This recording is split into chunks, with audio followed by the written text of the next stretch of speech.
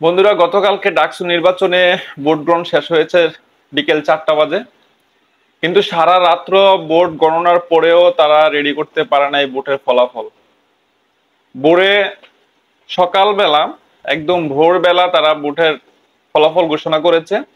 Sadiq Qayyim BP প্রার্থী জয়ী হয়েছে এবং জিএস হচ্ছে ফরহাদ। তো একটা প্রশ্ন জাগছে, সাধারণ মানুষ এটা নিয়ে খুব কথোপকথন হচ্ছে যে 39,000 ভোট গণনা করতে সারা রাত্র লাগছে, আর জাতীয় নির্বাচনে আপনার মাত্র 12 কোটি ভোট গণনা করতে 2 থেকে 3 ঘন্টায় কিভাবে সম্ভব? তাহলে কি সাধারণ মানুষ যা চিন্তা করছে এবং যা সন্দেহ করতেছে তাই ঠিক? এখন সাধারণ মানুষের ভিতরে একটা প্রশ্ন যে এখানে কি সার্কাস চলছে, যে আসলে কি ফলাফল ঠিক আছে কিনা। যে তবে সাদিক কায়েমের জনপ্রিয়তা ছিল, এটা আগে থেকে গুঞ্জন ছিল।